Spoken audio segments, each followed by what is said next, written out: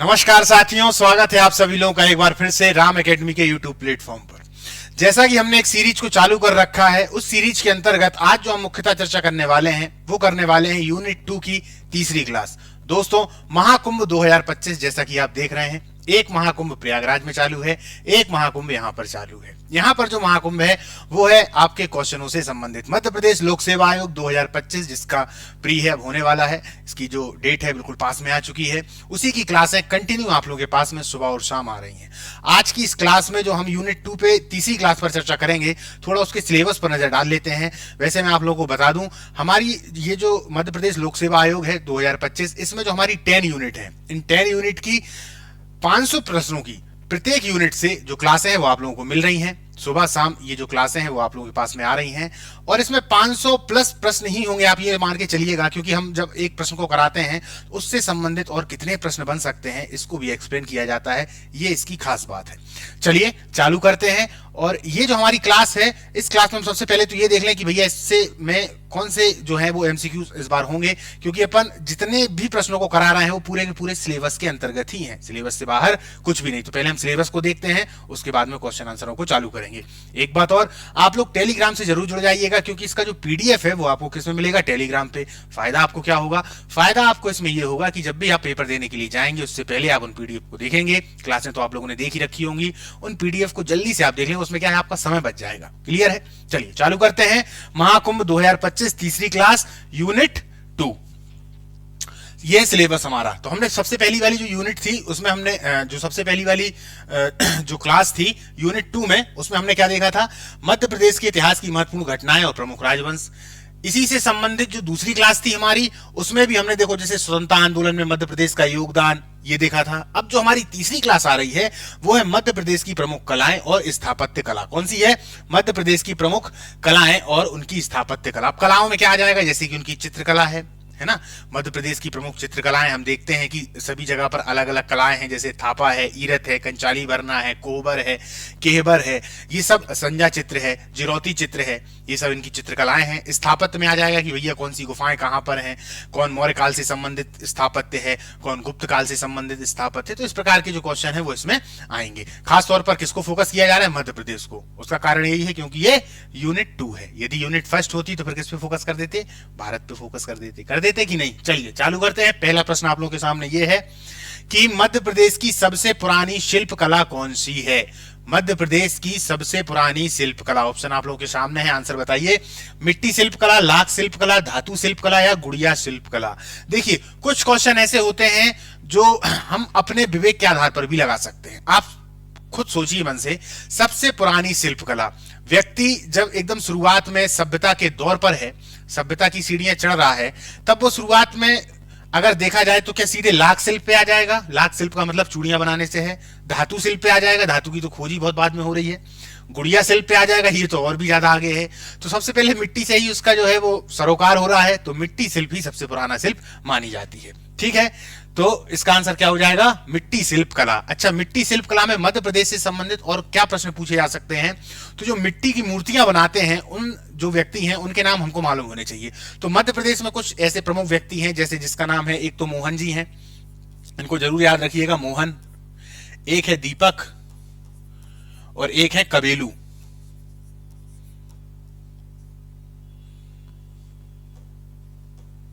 कबेलू, ठीक है, इनके नाम याद रखिए कि प्रसिद्ध मूर्तिकार हैं जो मिट्टी की मूर्ति बनाने में इन लोगों को महारत हासिल है।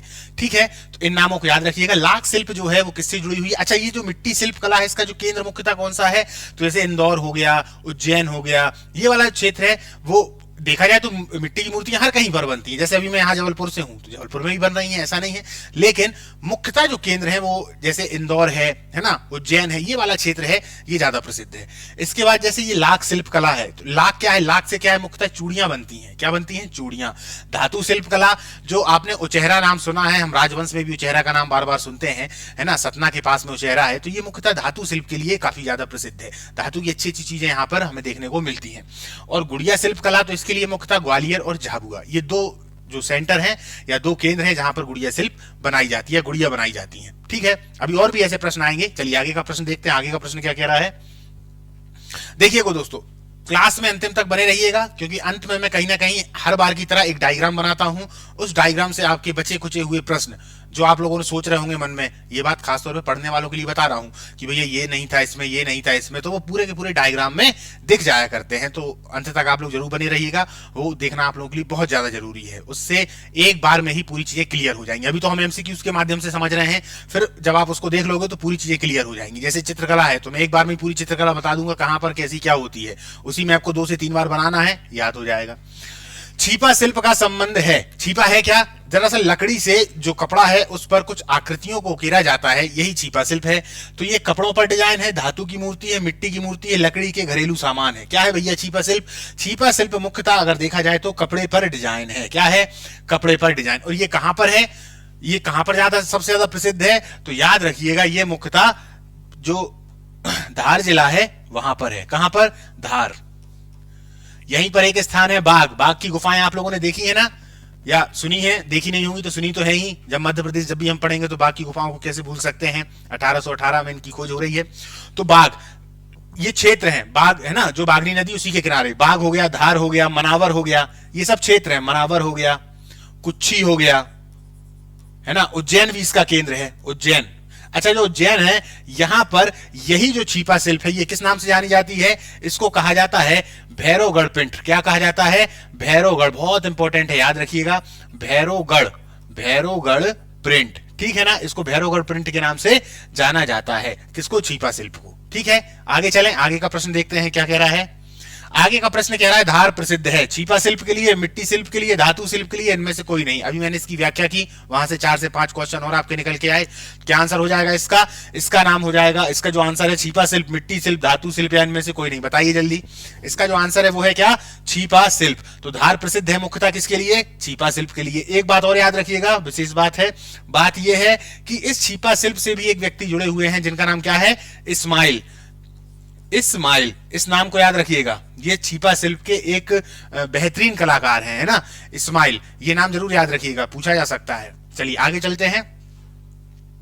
इनमें से प्रसिद्ध लाख शिल्प कलाकार कौन है? लाख, लाख जो मुख्यतः जिससे चूड़ियां बनाई जाती हैं। क्या बनाई जाती हैं? चूड़ियां बनाई जाती हैं, याद रखिएगा, चूड़ियां। चूड़ियां भाई जो अपन पहनते हैं, जो महिलाएं पहनती हैं, तो चूड़ियां जो है वो किसके द्वारा बनाई जाती हैं? लाख जनजाति के द्वारा।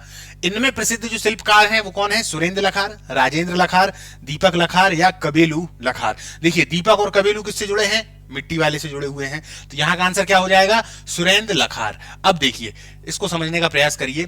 ये जो सुरेंद्र लखार हैं, ये जो लाख है ये किससे संबंधित है? चूड़ियों से संबंधित है, लखार जनजाति के द्वारा बनाई जाती है।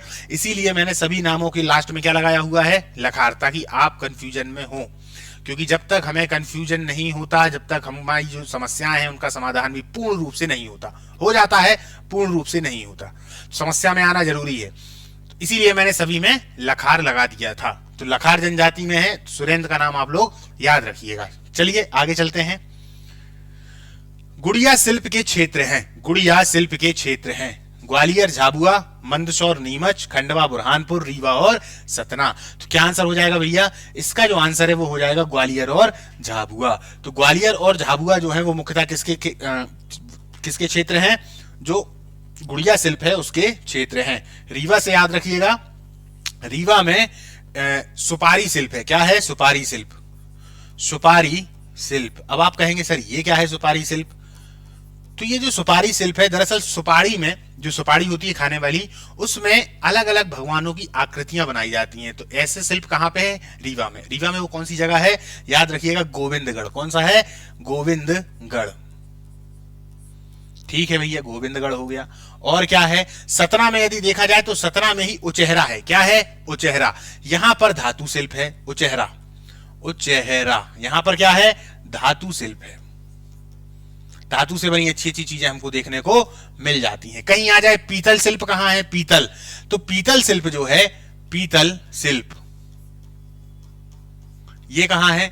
तो पीतल शिल्प मुख्यतः हमें कहां देखने को मिलता है? टीकमगढ़ वाले क्षेत्र में। कहां पर? टीकमगढ़। इन सबको आप लोग नोट करते हुए चलिएगा। हालांकि पीडीएफ तो आपको मिल ही जाएगी, पर मिलेगी तभी जब टेलीग्राम से जुड़ जाओगे, नहीं जोड़ोगे तो कहां से मिल जाएगी? टीकमगढ़। पीतल शिल्प कहाँ है? टीकमगढ़ में है। यदि चर्म उद्योग की बात आ जाए, चर्म उद्योग या चर्म से संबंधित चर्म उद्योग, तो ये कहां पर है? चर्म उद्योग मुख्यतः है कहां पर? देवास में है देवास में कि नहीं है भैया? चलिए भैया, चर्म उद्योग हो गया। अब एक ही बार में देखो पूरे क्वेश्चन निकल के आ रहे हैं।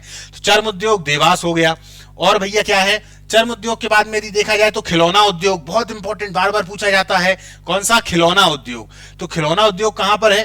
खिलौना उद्योग जो है वो है बुधनी में। कहां है? बुधनी में। अब ये बुधनी कहां पे है भैया? शिवराज सिंह जी की जो सीट है जहां से वो विधायक जी बनते हैं वो बुधनी ही है। क्लियर है? तो बुधनी हो गया। क्लियर? खिलौना उद्योग हमने कौन कौन से देखा? हमने रीवा में देखा सुपारी शिल्प, गोविंदगढ़, हमने सतना में देखा उचेहरा धातु शिल्प, खिलौना उद्योग हमने देखा बुधनी में, पीतल शिल्प देख लिया टीकमगढ़ में, चर्म उद्योग देख लिया देवास में। और भी बहुत सारे हैं, आगे के प्रश्नों में देखेंगे। चलिए आगे का प्रश्न क्या कह रहा है? कंघी का आविष्कार, बहुत इंपॉर्टेंट। कंघी का आविष्कार किस जनजाति को माना जाता है? आविष्कारक किस जनजाति को माना जाता है? सहरिया, बंजारा, भारिया या गोंड? याद रखिएगा, इसका जो आंसर है वो क्या है? बंजारा जनजाति। बंजारा जनजाति जो है दोस्तों वो अत्यधिक सौंदर्य प्रिय जनजाति है। मतलब जो कॉस्मेटिक्स के सामान वगैरह होते हैं वो ज्यादा उपयोग में लाती हैं उनकी जो महिलाएं हैं। आप देखेंगे उन जनजाति में जो महिलाएं हैं यहां तक चूड़ियां पहने रहती हैं। तो इन्हीं के द्वारा कंघी का आविष्कार माना जाता है। किसका? कंघी का आविष्कार। दूसरी बात, इस जनजाति की जो खास बात है वो क्या है? इस जनजाति की खास बात यह है कि ये सिख धर्म से प्रभावित है। कौन से? सिख धर्म से प्रभावित है। सिख धर्म से प्रभावित हैं, सिख धर्म को बहुत ज्यादा मानते हैं, है ना। तो सिख धर्म से प्रभावित है। इनका क्षेत्र कौन कौन सा है? यदि मैं क्षेत्रों की बात करूं, इनका जो क्षेत्र है जैसे उज्जैन हो गया, मालवा हो गया, ग्वालियर से नीचे वाला क्षेत्र हो गया, जैसे शिवपुरी हो गया, इस वाले क्षेत्रों में है। दूसरी बात, एक तरीके से घुमंतु जनजाति है, एक जगह पर रुकती नहीं है। यहाँ पे काम समाप्त हुआ फिर दूसरी जगह चले जाएंगे। तो बंजारा लगभग में मध्य प्रदेश के हर कहीं पाए जाते हैं, पर संकेंद्रण के आधार पर हम देखें तो उज्जैन हो गया, मालवा या इंदौर वाला जो क्षेत्र है यहाँ पर ये ज्यादा मात्रा में है। थोड़ा बहुत ग्वालियर से नीचे वाले क्षेत्र में भी है। चलिए आगे का क्वेश्चन देखते हैं क्या कह रहा है। आगे का प्रश्न कह रहा है भैया, बांस शिल्प का संबंध है। अब बांस शिल्प में क्या बनेगा? टोकरी बनेगी, छोटी छोटी कटोरियां बनती हैं, है ना। और बांस शिल्प में हम देखते हैं कहीं कहीं कुर्सियां भी बन जाती हैं, सूपा बन जाते हैं, सूपा होता है ना जो घर में, तो ये बांस शिल्प से संबंधित है। अब देखिए बांस शिल्प का संबंध है किससे? मंडला, रीवा, सतना या दतिया से। तो बांस शिल्प का जो संबंध है, बांस सबसे ज्यादा कहां पर होता है? हम देखते हैं कि जो बांस है ये सबसे ज्यादा ये जो बालाघाट है ना और सीधी हो गया, इसके थोड़ा और ऊपर पहुंच जाओ तो ये जो मंडला वाला क्षेत्र हो गया यहीं पर होते हैं। तो ये मुख्यतः किससे संबंधित है? मंडला से संबंधित है। क्लियर है? रीवा में सुपारी अपन ने देख लिया, सतना में उचेहरा धातु शिल्प हमने देख ही लिया है। चलिए आगे चलते हैं। आगे का प्रश्न क्या कह रहा है? आगे का प्रश्न है, अशोकनगर प्रसिद्ध है। देखिए ये जो साड़ियां हैं, चंदेरी की साड़ी और महेश्वर की साड़ी, इनसे प्रश्न बार बार पूछे जाते हैं, आगे भी पूछे जाते रहेंगे और पूछे जाने की संभावना भी है। तो इनको आप लोग जरूर अच्छे से करके जाइएगा। तो ये चंदेरी की साड़ी, महेश्वर की साड़ी, बांस शिल्प या धातु शिल्प, अशोकनगर किस लिए प्रसिद्ध है? अशोकनगर, है ना। तो अशोकनगर जो प्रसिद्ध है दोस्तों, यह है चंदेरी की साड़ी। चंदेरी है क्या? चंदेरी वहां पर एक जागीर भी हुआ करती थी। चंदेरी एक क्षेत्र था। चंदेरी का नाम इतिहास में हम बार बार पढ़ते हैं। मेदिनी राय का संबंध चंदेरी से ही है। चंदेरी का एक महत्वपूर्ण युद्ध भी होता है बाबर के साथ में, जिसमें बाबर विजयी हो जाते हैं। तो ये वही चंदेरी है। यहाँ की साड़ियां प्रसिद्ध हैं, दोनों प्रकार से बनेंगी, सूती भी बनती हैं और रेशम भी बनती हैं। विश्वविख्यात है, अंतरराष्ट्रीय स्तर पर इनकी बहुत ज्यादा मांग है। तो ये कहां पे है? चंदेरी की साड़ियां अशोकनगर में। ठीक है, चलिए आगे चलते हैं। पंजा पद्धति क्या है? बहुत इंपॉर्टेंट। पंजा पद्धति क्या है? तो भैया दरी निर्माण का काम है, गुड़िया निर्माण का काम है, टोकरी निर्माण का काम है या मूर्ति निर्माण का काम है? बताइए इसका आंसर क्या होगा? पंजा पद्धति। पंजा पद्धति। तो इसका जो आंसर है दोस्तों वो क्या है? इसका जो आंसर है वो है दरी निर्माण। दरी निर्माण से संबंधित है ये पंजा पद्धति। ठीक है, चलिए आगे चलते हैं। आगे का प्रश्न क्या है? महेश्वर की साड़ी का संबंध है खंडवा, बैतूल, खरगोन या बालाघाट? महेश्वर की साड़ी का संबंध है खंडवा, बैतूल, खरगोन या बालाघाट? बताइए क्या इसका आंसर होगा? इसका जो आंसर होगा वो होगा खरगोन। खरगोन में महेश्वर की साड़ियां प्रसिद्ध हैं। महेश्वर स्थान भी है वहीं खरगोन के पास। तो महेश्वर, देखिए याद रखिएगा, महेश्वर की साड़ियों को जो अंतरराष्ट्रीय उपलब्धि मिली है, महेश्वर की साड़ियों की मार्केट में जो इतनी मांग है, इसके पीछे एक व्यक्तित्व का हाथ है। वो कौन है? अहिल्याबाई होलकर। इंदौर की जो महारानी थी अहिल्याबाई होलकर, इनकी एक राजधानी महेश्वर भी थी, है ना। अपने इंदौर तो थी ही, साथ साथ महेश्वर भी थी।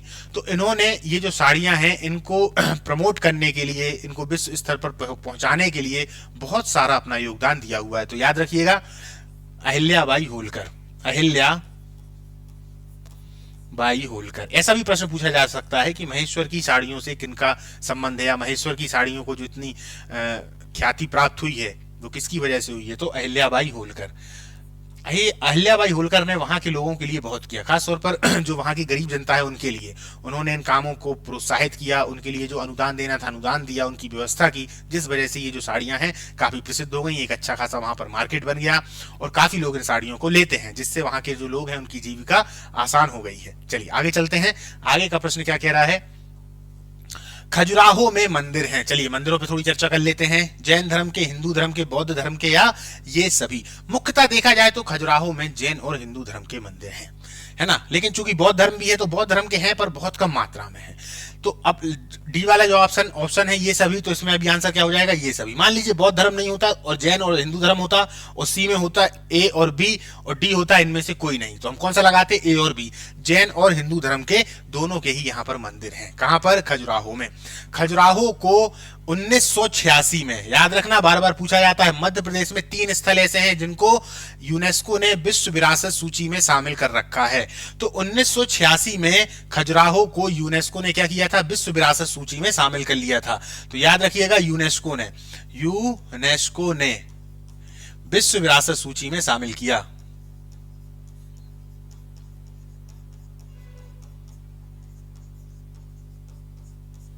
ठीक है ना, खजुराहो को। चलिए आगे चलते हैं। खजुराहो के मंदिर किस शैली में निर्मित हैं। नागर शैली है, बेसर शैली है, द्रविड़ शैली है, या ये सभी। तो यहाँ के जो मंदिर है दोस्तों वो है नागर शैली में। क्यों है नागर शैली में, दरअसल देखा जाए तो खजुराहो का जो स्थान है वो भारत में, उत्तर भारत में ही आता है। मान लिया थोड़ा उत्तर भारत से हल्का सा नीचे हो जाता है, लेकिन वो आता उत्तर भारत में ही है। और भारत में जो नागर शैली के मंदिर हैं वो उत्तर भारत के ही मंदिर हैं। तो ये जो मंदिर हैं ये कैसे है, नागर शैली में। 4 दीवारों का यहाँ पर हम देखते हैं अभाव है, और प्रत्येक मंदिर कहीं ना कहीं चबूतरे पर बना हुआ है, इसी को हम नागर शैली भी कहते हैं। प्रत्येक मंदिर, एक जो मुख्य मंदिर है वो अन्य 4 मंदिरों से भी घिरा हुआ होता है, यही नागर शैली होती है। तो कौन से हैं, नागर शैली में। क्लियर। चलिए आगे चलते हैं। खजुराहो में स्थित मंदिर है कनरिया महादेव मंदिर, लक्ष्मण मंदिर और विश्वनाथ मंदिर। तो क्या आंसर हो जाएगा इसका, ये सभी मंदिर कहां पर हैं, खजुराहो में स्थित हैं। देखिए कनरिया महादेव मंदिर किसके द्वारा बनवाया गया है, विद्याधर चंदेल थे, विद्याधर चंदेल। ठीक है, चलिए भैया एक हो गया। लक्ष्मण मंदिर किसके द्वारा बनवाया गया है, लक्ष्मण सिंह के द्वारा, लक्ष्मण सिंह। अब लक्ष्मण सिंह को और किस नाम से जाना जाता है ये आप लोग बताइएगा, क्योंकि इनका एक और नाम है ना, क्योंकि यदि वो नाम आ गया तो फिर आप क्या करेंगे। और फिर जैसे विश्वनाथ मंदिर है तो ये राजा धंग के द्वारा बनवाया गया है। किसके द्वारा, राजा धंग के द्वारा इसको बनवाया गया है। क्लियर हो गया। चलिए आगे चलते हैं। एक बात और दोस्तों, यहां से एक प्रश्न और आ जाता है कभी कभार। खजुराहो के मंदिर नागर शैली में है। एक उत्तर भारत का एक मंदिर है जिसको हम तेली का मंदिर कहते हैं, तेली का मंदिर। तेली का मंदिर पूछा गया प्रश्न है ये, तेली का मंदिर। ये जो तेली का मंदिर है ये उत्तर भारत में होते हुए द्रविड़ शैली में बना है तो उत्तर भारत में, लेकिन बना किस में है, द्रविड़ शैली में बना हुआ है। कौन सा, तेली का मंदिर है कहां पे, ग्वालियर में। ठीक है ना, कहां पर है, ग्वालियर में है, तो इसको याद रखिएगा। आगे चलते हैं, आगे का प्रश्न क्या है। पगलया चित्रकला का संबंध है, पगलया चित्रकला का संबंध है निमाड़ से, मालवा से, बुंदेलखंड से, ये सभी। इसी का भी मैं एक चित्र बनाऊंगा, वहां से आप लोगों को पूरे के पूरे जो चित्र हैं वो याद हो जाएंगे। चलिए पहले 2-4 क्वेश्चन इसकी देख लेते हैं कि पगलया चित्रकला का संबंध कहां से है, निमाड़, मालवा, बुंदेलखंड या ये सभी। इसका जो आंसर हो जाएगा वो हो जाएगा निमाड़। दरअसल पगलिया है क्या, ये कागज टाइप का होता है, लाल और गुलाबी। इसमें बच्चे के, जो छोटा सा बच्चा हो रहा है उसके पद चिन्ह के रूप में इस कागज को पहुंचाया जाता है ना। इसी को बोलते हैं पगलिया। एक लाल और उसका एक कागज होता है लाल और गुलाबी कलर का, इसमें जो छोटा बच्चा जो पैदा हो रहा है उसके पद चिन्हों के चिन्ह बना दिए जाते हैं, है ना, और उसी को पहुंचाया जाता है जो उनका मायका होता है वहां पर, मतलब जो लड़की का मायका होता है वहां पर पहुंचाया जाता है। तो इसी को क्या बोलते हैं, पगलिया। ये दरअसल है कहां का, निमाड़ का है। और क्या क्या है निमाड़ में, बहुत सारे ऐसे चित्र हैं, जैसे है ईरत, ईरत, एक है कंचाली भरना, एक है नागा चित्र, नागा चित्र, एक है थापा चित्र, ये पूरे के पूरे कहाँ के हैं, तो ये निमाड़ के हैं। क्लियर है ना। जैसे ईरत हो गया, कंचाली भरना हो गया, नागा चित्र हो गया, थापा चित्र हो गया, तो ये पूरे के पूरे चित्र हैं। जैसे एक और है खोपड़ी चित्र है, खोपड़ी खोपड़ी चित्र, ये पूरे के पूरे चित्र कहां पर हैं, निमाड़ से संबंधित है। अभी हालांकि एक मैप बनाऊंगा, वहां से आपको और अच्छे समझ में आएगा। चलिए आगे चलते हैं। जिरौती चित्रकला का संबंध कहां से है, निमाड़, मालवा, बुंदेलखंड, इनमें से कोई नहीं। तो यहां पर अपन ने जिरौती लिखा है, नहीं लिखा है, चलो एक और लिख लो, प्लस जिरौती, जी रोती। मैं इसमें इसीलिए लिखे दे रहा हूं ताकि दोस्तों जब आप लोगों को पीडीएफ मिले, ताकि ये पीडीएफ हल करी कराई मिले, तो आप लोगों को ज्यादा अच्छे से ये चीजें समझ में आ जाएं और आपके दिमाग में आ जाए कि भैया ठीक है, इसका आंसर यही होगा। तो जिरौती चित्रकला का संबंध भी कहां से है, निमाड़ से, मालवा से, बुंदेलखंड से। तो कहां से है, निमाड़ से है। ठीक है, आगे देखते हैं आगे का प्रश्न क्या है। मांडना चित्रकला का संबंध है निमाड़, मालवा, बुंदेलखंड या इनमें से कोई नहीं। तो मांडना जो चित्रकला है दोस्तों, ये कहां की है, ये जो चित्रकला है ये है मुख्यतः मालवा की। कहां की है, मालवा की। क्लियर है। चलिए आगे चलते हैं, आगे का प्रश्न क्या है। हरितालिका चित्रकला का संबंध है निमाड़, मालवा, बुंदेलखंड, इनमें से कोई नहीं। तो इसका क्या आंसर हो जाएगा, इसका जो आंसर हो जाएगा वो हो जाएगा निमाड़। हरितालिका चित्र कहां से है, निमाड़ से संबंधित है। इसको भी आप वहीं पर लिख लीजिएगा, है ना, हरितालिका। आगे चलते हैं। संज्ञा चित्रकला का संबंध है निमाड़, मालवा, ए और बी दोनों, इनमें से कोई नहीं। तो इसका जो आंसर हो जाएगा वो कौन सा हो जाएगा, ए और बी दोनों। हालांकि अगर देखा जाए तो ये मुख्यतः तो मालवा में होता है, लेकिन मालवा और निमाड़ दोनों ही पास पास में है, तो बहुत सारे चित्र, बहुत सारे नाट्य, है ना, और बहुत सारे पर्व जो है वो इन दोनों से मिले मिले हुए हैं। फिर भी जब हम गहराई से देखते हैं तो हमको पता पड़ता है कि भाई यहाँ का मांडना अलग है, यहाँ का मांडना अलग है, यहाँ का संज्ञा चित्र अलग है और यहाँ का संज्ञा चित्र अलग है। ठीक है, लेकिन ये मनाए कहाँ जाते हैं, दोनों जगह पर मनाए जाते हैं। चलिए आगे चलते हैं, क्या प्रश्न है। कोहबर चित्रकला का संबंध कहां से है, बुंदेलखंड, बघेलखंड, मालवा या निमाड़। तो कोहबर जो चित्रकला है दोस्तों, इसका जो संबंध है मुख्यतः वो है बघेलखंड से। कहां से है, बघेलखंड से है, कोहबर चित्रकला का संबंध है। ठीक है ना। चलिए एक और देख लेते हैं, फिर इसके बाद में अपन इसका चित्र बनाएंगे। नेऊराम, नेऊराम या इसको बोलते हैं नेउरा नमे। क्या बोलते हैं, नेउरा, नेउरा। आगे का प्रश्न क्या बोल रहा है, नेउरा नमे चित्रकला का संबंध है नेवला से, सांप से, मोर से या हाथी से। देखिए अगर हम इसको ध्यान से देखें तो देखने में क्या समझ में आ रहा है, नेउरा नमा। तो अधिकतम व्यक्ति क्या करते हैं, कहीं ना कहीं जो मोर है उस पर निशान लगाते हैं। क्यों लगाते हैं मोर का निशान, इस वजह से क्योंकि जितने भी हम चित्र देख रहे हैं उनमें मोर का चित्र एक तरीके से प्रमुख है। अधिकतम चित्रकला में मोर का जो या तो मोर आ जाता है या फिर दूसरा क्या आ जाएगा, सांप आ जाएगा। लेकिन यहाँ पर यदि हम देखें तो इसका जो आंसर है वो क्या है, नेवला ही है। तो नेउरा नमे, इसका नाम है नेउराम, लेकिन इसको क्या और कहा जाता है, नेउरा, नेउरा नमे। ठीक है, ये जो चित्र है ये कहां से संबंधित है, हो गया नेवला से। और दूसरी बात, क्षेत्र कौन सा है, तो क्षेत्र इसका हो जाता है बघेलखंड। कौन सा, बघेलखंड। इसको जरूर याद रखिएगा कि ये बघेलखंड से संबंधित है। क्लियर है। चलिए आगे चलते हैं, आगे का प्रश्न देखते हैं क्या कह रहा है। छठी चित्रकला कहाँ की प्रसिद्ध चित्रकला है। अब मैं इस प्रश्न को चालू करूं इससे पहले आप लोगों को दरअसल मैं बता दूं कि ये जो पूरे चित्र है वो कहां पर कैसे किस तरीके से मनाए जाते हैं। एक चित्र देख लीजिए आप, जैसा कि मैंने आप लोगों को शुरुआत में बताया था कि उस चित्र के माध्यम से पूरे के पूरे जो चित्र हैं वो आपको याद हो जाएंगे। चलिए उस चित्र को अपन बनाते हैं। तो ये तो हो गया हमारा क्या, मध्य प्रदेश।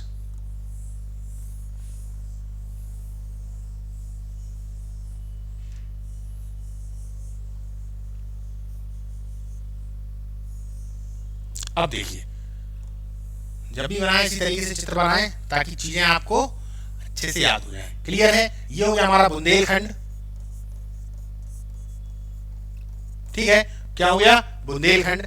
बुंदेलखंड के बाद में ये वाला हमारा जो क्षेत्र हो गया ये कौन सा है, बघेलखंड, बघेलखंड। अब आप लोग सोचेंगे कि सर बघेलखंड इतना अंदर को क्यों आ गया, एक मोटे मोटे तौर पर बता रहा हूं, अन्यथा फिर अगर मेरे को बताना होता तो मैं ऐसे बताता। लेकिन आपको ऐसे बहुत सारे चित्र बनाने हैं तो कहां पर ऐसे ऐसे बनाते हुए फिरोगे, सीधी एक ऐसी लाइन, एक ऐसी लाइन। याद करने की भी एक तरीका है ना, ऐसा नहीं कि हम उसको बहुत ज्यादा कॉम्प्लिकेटेड कर दें कि नहीं भैया बघेलखंड अब इतना है तो हम सिर्फ इतने पे ही निशान लगाएंगे। एक समझने वाली बात है बघेलखंड। दूसरी बात क्या है कि ये जो चित्रकलाएं हैं ये मुख्यतः ऐसा नहीं है कि प्रॉपर उसी जगह पे बनाई जाएंगी, कुछ है ऐसी बस, बाकी सब उस पूरे प्रभावित क्षेत्र में बनाई जाती हैं, इसीलिए हम इसको मोटे मोटे तौर पर याद रखते हैं।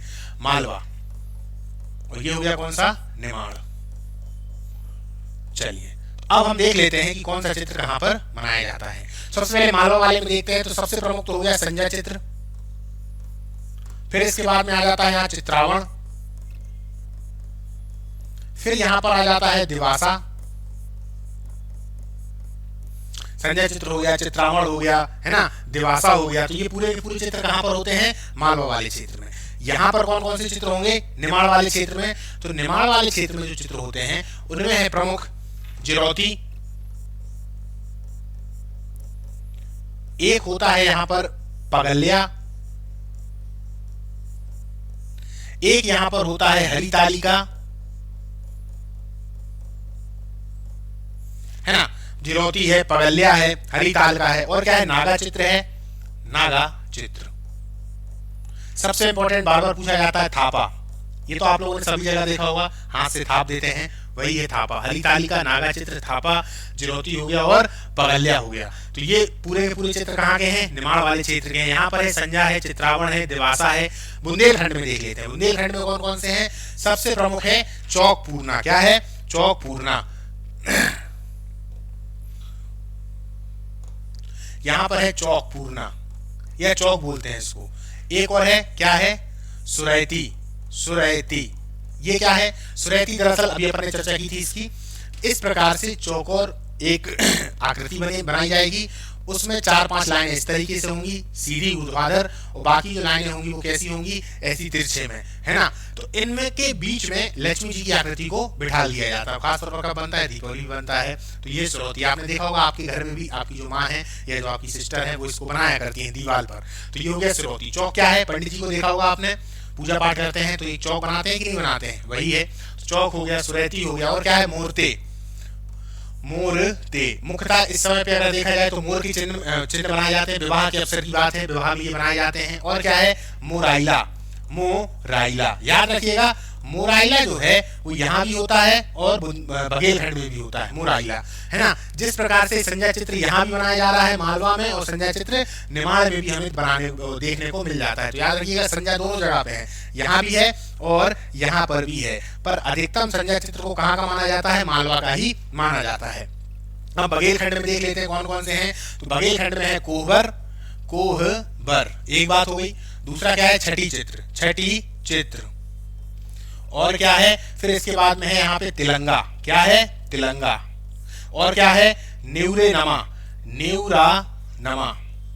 ये जो तिलंगा चित्र है ये है क्या? तिलंगा चित्र में मुख्यतः क्या होता है? जो तिल का तेल होता है ना, तेल होती है उसमें, और जो कोयला टाइप है, इन दोनों को आपस में मिलाकर फिर इससे चित्र बनाया जाता है, तो इसीलिए उसको तिलंगा कहा गया है। न्यूरा नाम दरअसल एक न्यूले की कहानी है, न्यूले से संबंधित है, तो उसका चित्र बनाया जाता है। इसी प्रकार छठी चित्र है, और क्या है? कोहबर चित्र है। ये विशेष अवसरों पर, जैसे विवाह हो गया, बच्चे का जन्म हो गया, है ना, ये लड़की की विदाई हो गई, लड़की दूसरी बार अपने घर पे जा रही, तो इस समय पर इस प्रकार के जो ये चित्र हैं वो बनाए जाते हैं, है ना। तो कोहबर, छठी चित्र, तिलंगा हो गया, न्यूरा नमे हो गया, ये कहाँ पे हैं? तो ये बघेलखंड के हैं। चौक, सुरेती, मूर्ते, मुराइला। एक और याद रखना, मुराइला भी यहीं का है ना, मुराइला यहीं का है, ठीक है ना। यहाँ पर कौन हो गया? जिरौती, पगल्या, है ना। एक और है कीरत, कीरत याद रखिएगा। कौन सा? कीरत, कीरत, ये भी एक चित्र है। और एक और है कंचाली भरना, ठीक है, ये विवाह के अवसर पर बनाया जाता है। कंचाली, कीरत, थापा, नागा चित्र, हरितालिका, और जिरौती और पगल्या। तो ये पूरा का पूरा आप लोग स्क्रीनशॉट कर लें, ताकि ये आपके काम में आएगा। जैसे ही आप पीडीएफ को देखेंगे तो ये सब कुछ आपको याद हो जाएगा, है ना। और फिर उसके बाद में आप क्लास देख लेंगे और अच्छे से याद हो जाएगा। यही हमारा उद्देश्य है कि आपको चीजें अच्छे से याद हो जाएं। क्लियर है? चलिए, तो एक बार स्क्रीनशॉट ले लें इसका, फिर अपन आगे चलते हैं अपने प्रश्नों की ओर। चलिए, अब अपन प्रश्नों को देखते हैं। जो लोग नहीं ले पाए हो, थोड़ा वीडियो को पॉज करके और उसको देख लीजिएगा, ठीक है ना।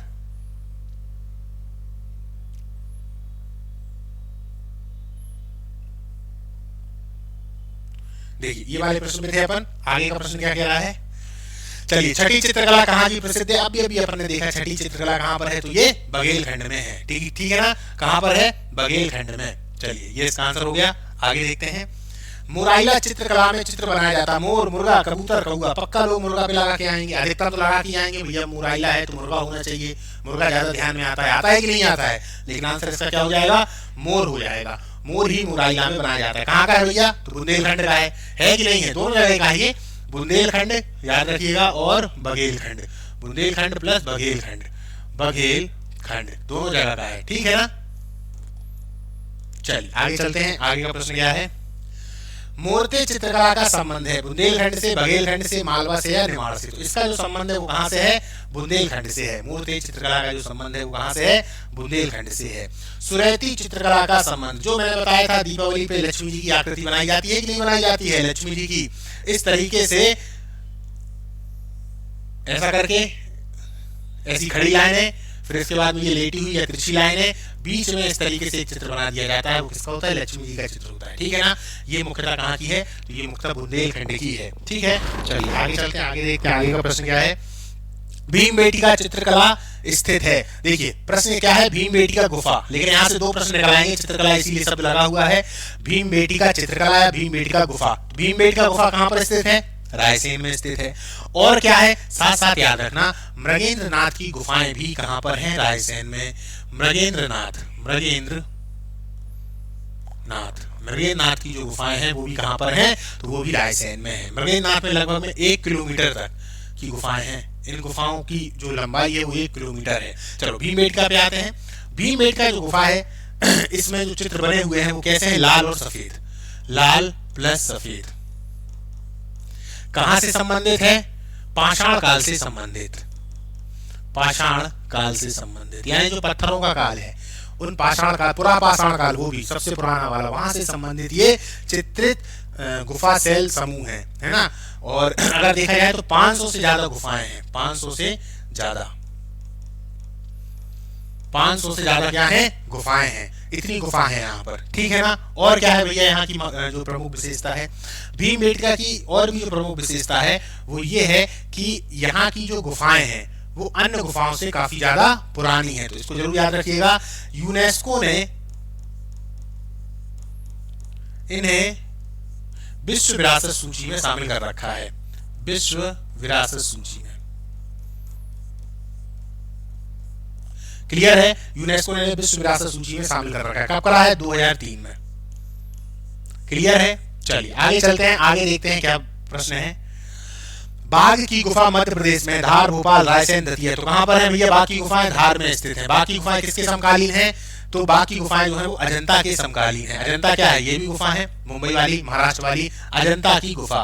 तो अजंता की गुफा में प्रमुख क्या है? अजंता की गुफा में जो प्रमुख है वो क्या है? अजंता की गुफा में प्रमुख है दोस्तों कि ये मुख्यतः जो बौद्ध धर्म है उनसे संबंधित है। दूसरी बात, ये जो बाकी गुफाएं हैं इनमें संख्या कितनी है? 9। कितनी संख्या है? 9 संख्या है। गुफाओं की संख्या 5 ही शेष है, 5 शेष है। इसकी जो दूसरे नंबर की गुफा है इसको क्या कहा जाता है? रंग महल। क्या कहा जाता है? रंग महल। इसी रंग महल में 5 बौद्ध भिक्षु हैं, मतलब 5 बुद्ध की आकृतियां भी लोग कहते हैं, 5 बौद्ध भिक्षु भी कहते हैं।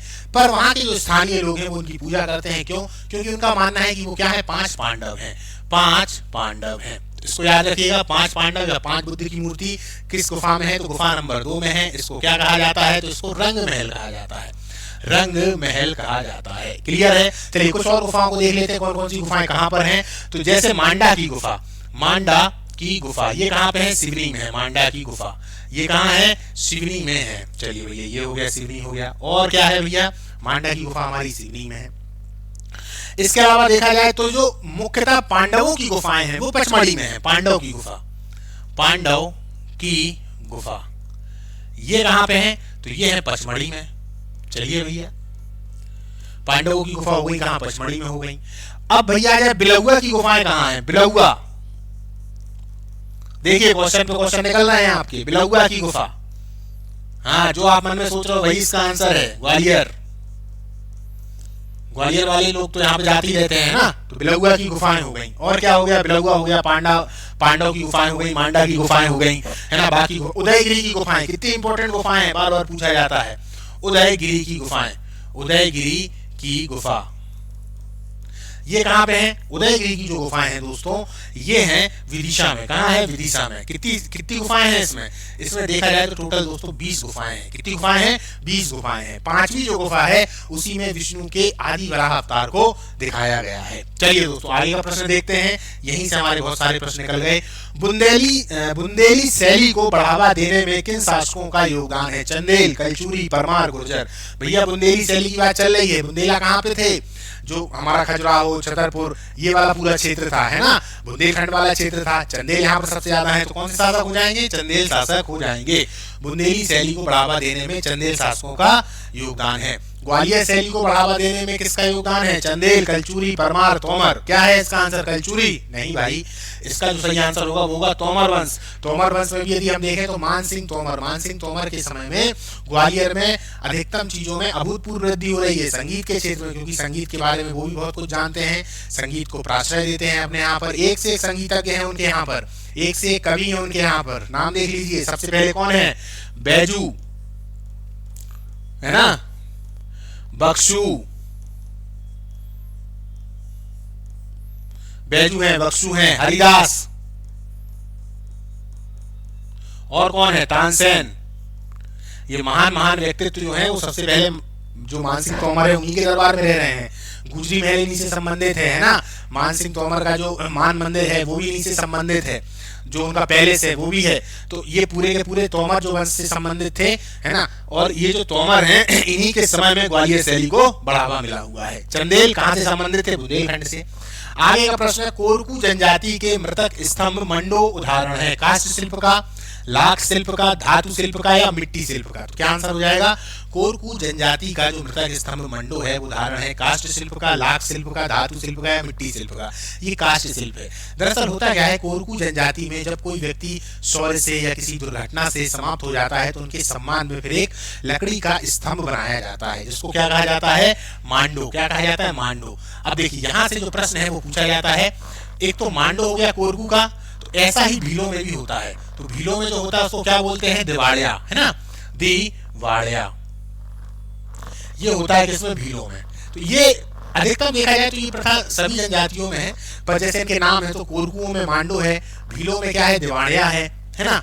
अब भीलों में ये जो बनाया जाता है स्तंभ, ये लगभग अगर देखा जाए तो अधिकतम पर्वों में बना लिया जाता है ना, विवाह के समय पे भी बनाया जाता है। इनमें होता क्या है, इनमें जैसे जो व्यक्ति समाप्त हो रहा है, जैसे मांडो है, तो उसकी कोई प्रिय चीज, जैसी उसको किसी चीज की आदत रही होगी उसको बनाते हैं। साथ ही साथ इसमें चांद भी बनेगा, इसमें सूरज भी बनते हैं, सूर्य के चित्र भी होते हैं, इस प्रकार के चित्र इसमें बने हुए होते हैं। क्लियर? चलिए आगे चलते हैं। चलिए दोस्तों, आज की हमारी जो ये क्लास है इसको अपन यहाँ पर समाप्त करते हैं। काफी सारे क्वेश्चन आप लोगों के यहाँ से निकले होंगे। जो चित्र मैंने बनाया था चित्रकला से संबंधित है, उसको आप लोग जरूर कर लीजिएगा। अब उस चित्र में बहुत सारी बातें रह गई थी, जैसे कि मांडना जो चित्र है वो किस लिए बनाया जाता है, जुलौती किस लिए बनाया जाता है, तो इन पर भी हम चर्चा करेंगे दोस्तों। लेकिन अभी उतना समय नहीं है। प्रयास ये है कि ज्यादा से ज्यादा क्वेश्चन आप लोगों को मिल सके, ठीक है। बाकी आप चित्र के माध्यम से 2-3 बार चित्र बनाओगे तो वो आपको अच्छे से क्या हो जाएगा? याद हो जाएगा, ठीक है। और अब हम अपनी अगली क्लास पे आएंगे, जो हमारी चौथी क्लास होगी वो मुख्यतः स्थापत्य कला पर ही होगी। और ये वाली जो क्लास थी चित्रकला पे है, स्थापत्य के कुछ प्रश्न थे, लेकिन आगे वाली क्लास हमारी स्थापत्य पे होगी। जय हिंद, जय भारत। मिलते हैं अगली क्लास में।